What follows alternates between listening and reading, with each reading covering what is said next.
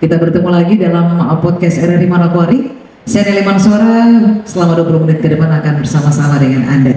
Dan saat ini di tempat kami di aula multipurpose sudah hadir. Saya kedatangan dua tamu yang luar biasa, yang pastinya juga sudah siap untuk memberikan edukasi bagi kita semua. Kita sapa dulu. Ibu bisa dipegang mic-nya? Iya, kata orang tak kenal maka tak sayang. Tetapi saya perlu beritahukan juga untuk pemirsa podcast bahwa beberapa waktu lalu kita juga di Studio Pro 1 sempat berdialog dengan narasumber kita ini. Kita sapa dulu, ada Kepala Balai POM Manokwari, yaitu Ibu Agustin C. Werimon, Sarjana Farmasi Apoteker. Selamat pagi, saya pengen Ibu Tince aja deh ya. Salam sehat Ibu Tince. Salam sehat. Iya. Baik, Ibu Tince tidak sendiri nih, didampingi dengan rekan kerjanya. Ada Ibu Hadirayeni, Sarjana Sains Apoteker. Katanya dipanggil Ibu Dira saja nih. Siap, Bu. Salam sehat. Harus sehat. Karena banyak tugas nih. Iya, baik. Kita langsung saja nih. Kalau di beberapa waktu lalu kan kita sudah sempat Ibu Kepala menyampaikan tentang apa sih itu BPOM ya, tapi tidak ada salahnya kalau kita kupas balik lagi nih. Iya, untuk Ibu Tince nih, sebenarnya Balai POM itu apa sih ya, apa yang dikerjakan ya, biar kita semua tahu, biar pemirsa podcast juga tahu. Silakan. Terima kasih. Jadi kalau Balai POM itu unit pelaksana teknis, atau satuan kerja ya dari Badan POM. Badan POM itu sesuai dengan peraturan Presiden nomor 80 tahun 2017, itu lembaga pemerintah yang melaksanakan tugas pengawasan produk badan makanan. Badan POM memiliki unit pelaksana teknis atau satuan kerja di seluruh provinsi yang ada di seluruh Indonesia. Di seluruh ya, provinsi. Tapi ada kan, apalagi Papua ya, tanah Papua kita ini kan sekarang sudah ada tambahan beberapa provinsi ya, jadi masih ada provinsi yang memang belum ada unit pelaksana teknis Badan POM, tetapi di backup oleh UPT yang ada di provinsi yang ada di Pulau Papua. Kemudian kalau di provinsi itu nomenklaturnya adalah Balai POM, ada Balai POM dan ada juga Balai Besar POM. Oh, itu ada Balai POM, ada Balai Besar POM. Bedanya di mana tuh? Bedanya dari tergantung dari luas wilayah pengawasan, jumlah sarana yang diawasi, kemudian jumlah sarana produksi yang didampingi. Jadi jumlah pegawai SDM-nya, kompetensinya, itu perbedaannya di situ ya. Perbedaannya di situ. Kalau di Manokwari, Papua Barat ini Balai POM. Balai POM. Nanti ke depan akan Balai Besar POM juga. Oh, semoga nih. Ya. Semoga terrealisasikan. Ya, kemudian kalau yang di kabupaten sebenarnya kalau disamakan dengan pemerintah daerah sebenarnya tidak, wilayah atau beban kerjanya sebenarnya sama dengan balai, tetapi seperti tadi jumlahnya lebih sedikit, jumlah SDM-nya juga sedikit, kemudian pengujiannya juga untuk saat ini mungkin belum sampai ke pengujian laboratorium lengkap seperti balai, paling bisa test kit, dan lagi diupayakan untuk tahun ini dan tahun depan akan pemenuhan untuk laboratorium ini. Itu nomenklaturnya adalah Lokapom. Di provinsi Papua Barat kami punya satu loka di Sorong. Nah sekarang mereka ada Papua Barat Daya ya. Oh iya, udah Papua Kita Barat Daya. berharap nanti ke depan akan jadi Balai POM juga. Balai POM Papua Barat Daya. Itu pengenalan tentang Badan POM ya. Orang kadang-kadang sebutnya BPPOM ya. Iya. Padahal Kadang saya pun juga salah. Kadang BPPOM. Ada begitu. Yang benar itu BPOM. BPOM ya benar. Nanti dikira POM nih. Kira POM. Iya. Karena saya juga pernah kan sebelum di Manokwari saya pernah diberikan tanggung jawab untuk mengawal Lokapom di Merauke. Jadi pernah saya koordinasi audiensi dengan salah satu bupati di wilayah kerja kami. Dilaporkan sama protokolernya, ini ada dari Dari POM mau audiensi. Waktu beliau lihat saya, hah? Itu jadi cerita menarik, bisa senyum-senyum sendiri Iya. tuh. Langsung ngomong Pak Bupatinya, bukannya POM itu tinggi-tinggi. Pak saya ini POM baik dari pengawas obat dan makanan, bukan polisi militer.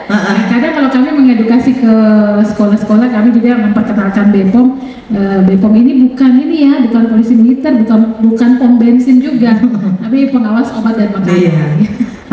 Pemirsa jangan sampai salah nih antara BPOM, BP-POM atau POM ya. Oke, lanjut lagi Bu. Yang dikerjakan apa saja nih dalam masing-masing bidang? Jadi Satuan Kerja Badan POM, dalam hal ini Balai Pom Manokwari ya. Satker Balai Pom Manokwari itu ada beberapa fungsi yang kami menjadi tanggung jawab dan tugas kami di daerah.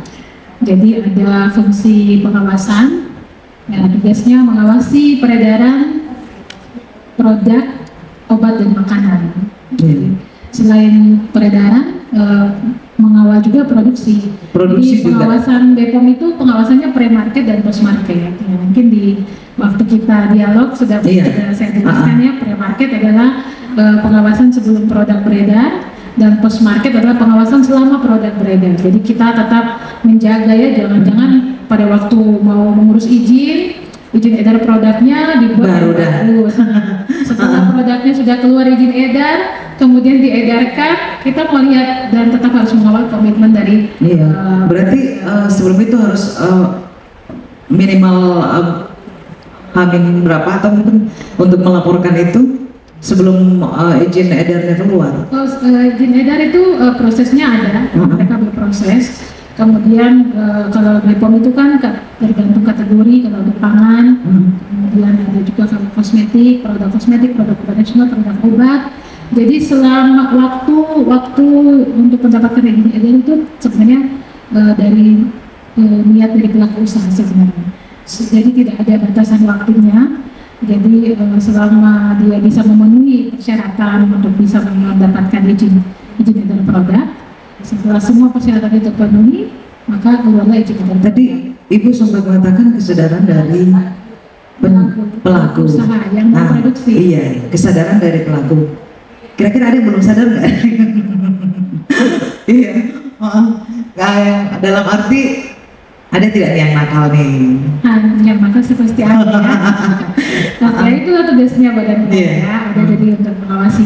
Ya kami pun mengawasi kan bukan mau mencari-cari kesalahan orang, tidak. Kami sebenarnya membantu untuk mungkin karena terlalu banyak yang didagangkan, jadi tidak sempat ya lihat-lihat yang kadaluarsa atau apa. Jadi datanglah orang BPOM bantu untuk mengecek ini agar seperti tidak sebenarnya. Kami sebenarnya membantu saja, kan niat kami melindungi masyarakat. Betul. Karena produk itu dikonsumsi oleh masyarakat. Apalagi termasuk kosmetik. Iya. Jadi obat dan makanan. Jadi obat di sini adalah sediaan farmasi. Sediaan farmasi itu ada obat, ada kosmetik, obat tradisional, suplemen kesehatan, yang diawasi oleh Badan POM, dan yang diawasi adalah produk. Produk itu yang menjadi kewenangan kami, produk obat dan makanan. Itu fungsi pengawasan. Jadi kemudian di fungsi pengawasan juga ada sertifikasi yang tugasnya melakukan pendampingan untuk kepada pelaku usaha yang dalam rangka pengurusan izin edar produk. Kemudian ada fungsi pengujian. Jadi kami selain mengawasi, kami juga menguji produk-produk yang beredar. Seperti ujian nih. Iya, Balai POM itulah bedanya Balai POM dengan Balai Serum. Jadi kami punya laboratorium, laboratorium. Ada laboratorium kimia dan laboratorium mikrobiologi. Jadi kami menguji peredaran sampel-sampel produk-produk yang beredar, nanti akan disampling, kemudian diuji. Kemudian kami juga ada fungsi Infocom. Infocom itu informasi dan komunikasi. Nah, Infocomnya BPOM. Iya, jangan salah lagi nih. Ada Infocomnya BPOM. Nanti Kominfo. Iya.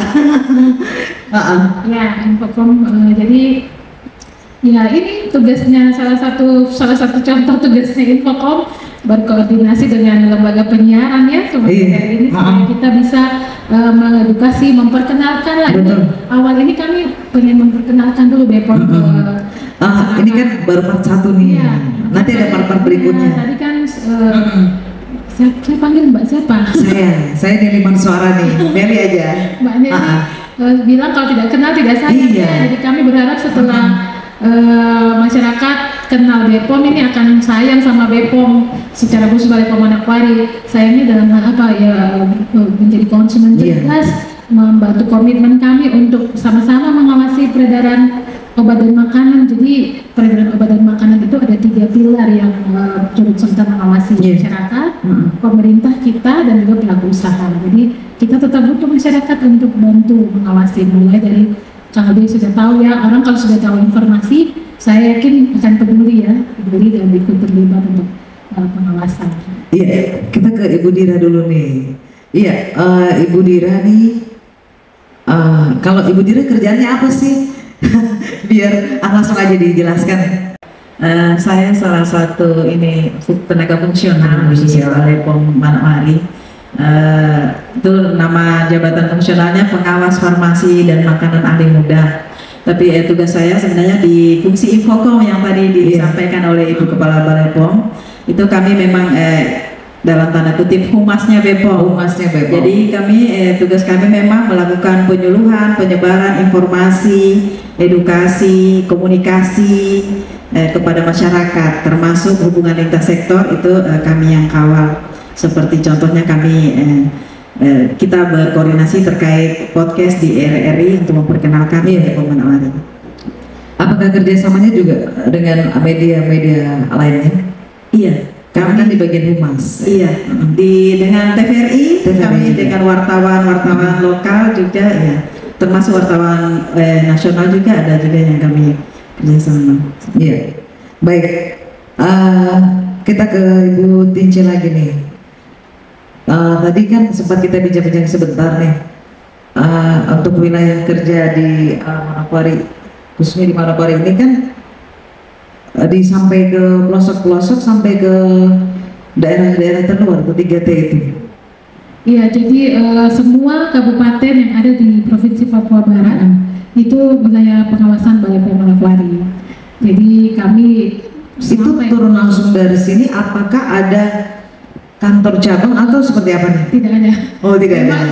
Langsung nih. Langsung. Jadi paling mitra kami di sana dari kesehatan. Itu. Dari dinas kesehatan. Kalau sampai yang terluar teman-teman di puskesmas. Kemudian kolaborasi nih. Iya, kolaborasi. Kalau di kabupaten ya dengan dinas kesehatan kabupaten dan juga dinas perindustrian dan perdagangan.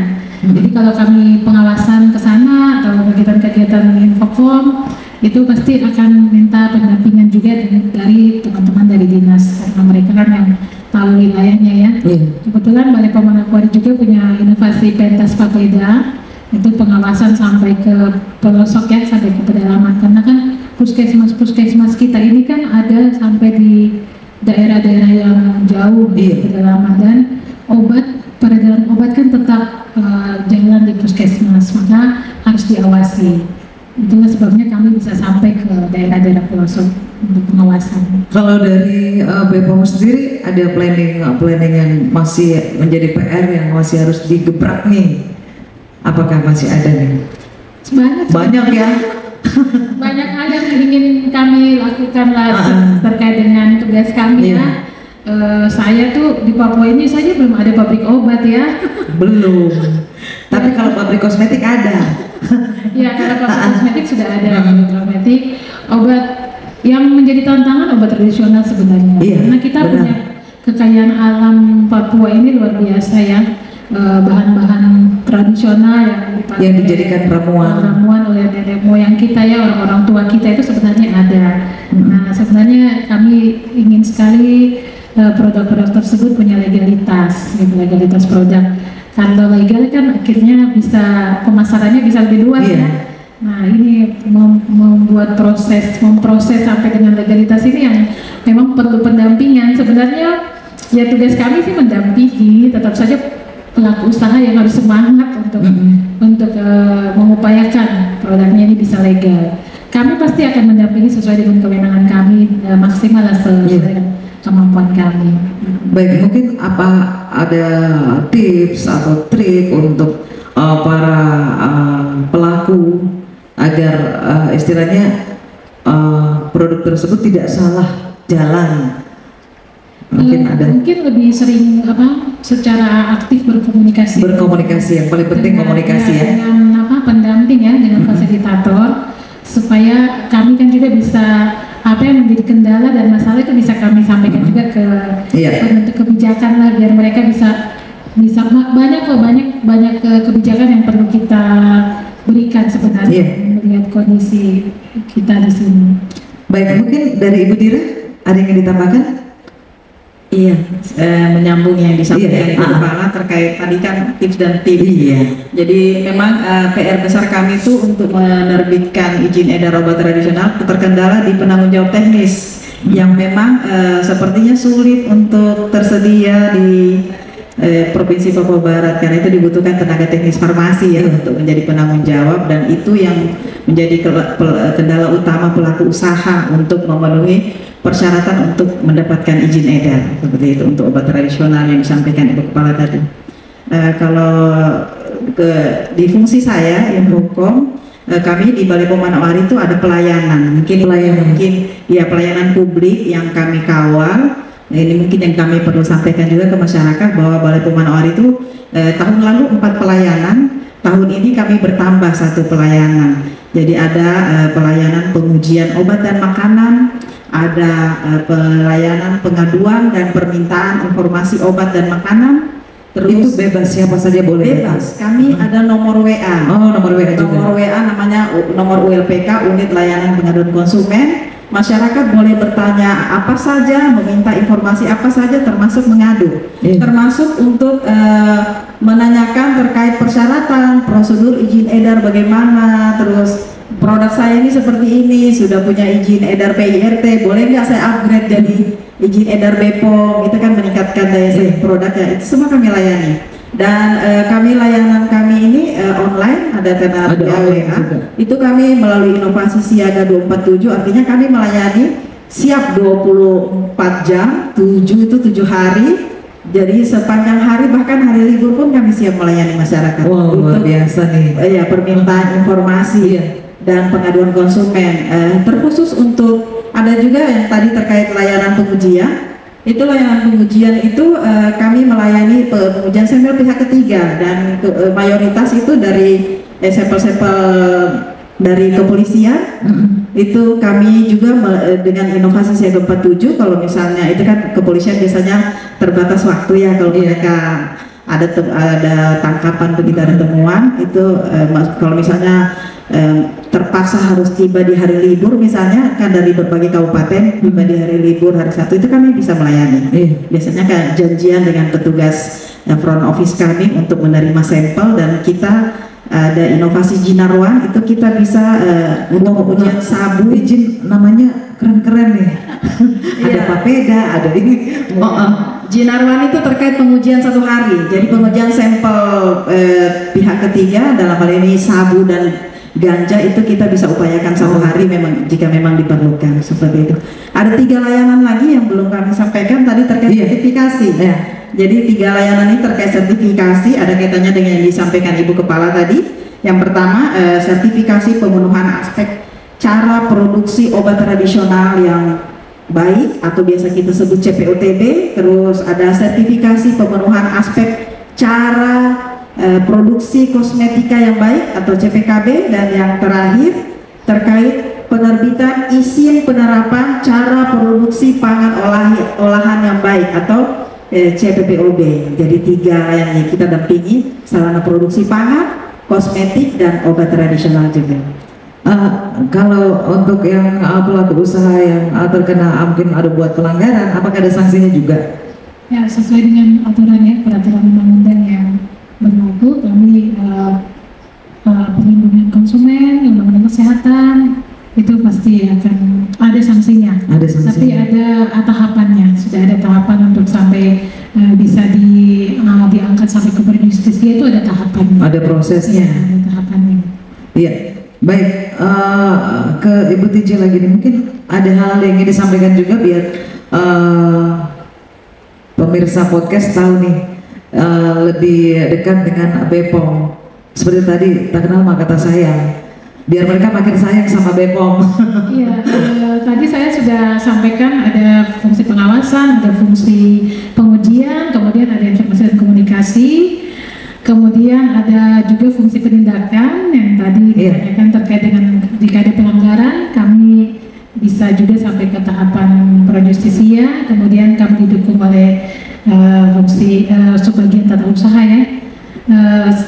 Pesan untuk pemirsa podcast RRI harus selalu menantikan podcast part berikutnya ya. Iya, karena harus tuh. nanti kami akan memperkenalkan lebih detail lagi dari masing-masing fungsi. Nanti saya bawa fungsionalnya, pejabat fungsionalnya hari ini dari info. Anggaplah ini kita baru episode 1 nih. Episode 1 masih ada episode berikutnya. Ini Infocom pun baru dijelaskan sebagian oleh Bu Dida terkait dengan pelayanan publik. Banyak program yang mereka kerjakan. Nanti saya ajaklah ketua timnya.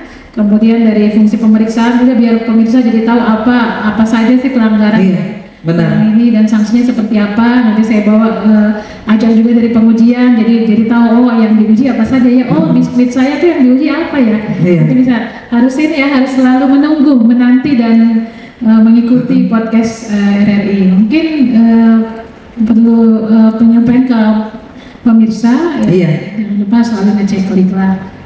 Selalu ceklik, iya benar. Mungkin bisa dijelaskan sedikit ceklik itu apa tuh? Cek kemasan, cek label, cek izin edar, dan cek kedaluarsa.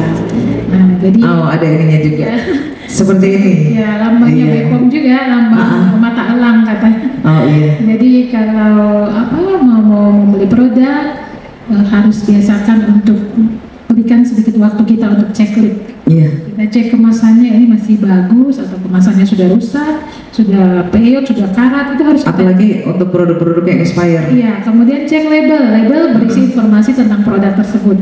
Kita perlu baca, perlu tahu ini produknya apa saja ya, isinya, komposisinya apa saja, itu perlu kita ketahui. Kemudian izin edar, ketika produk memiliki izin edar berarti mutu dan keamanannya itu bisa dijamin.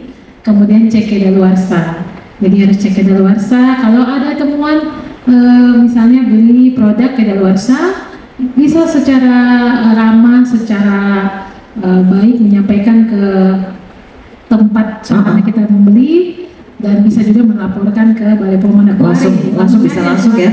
Silakan melaporkan ke Balai POM Manokwari untuk bisa kami tindak lanjuti. Baik, luar biasa sekali. Kita masih mau bincang-bincang, tetapi nanti pasti biar pemirsa juga penasaran, masih ada part-part berikutnya nih. Iya. Sekali lagi terima kasih Ibu, saya panggil lebih akrab Ibu TJ nih. Iya. Ibu TJ, Ibu Dira sudah berkenan hadir.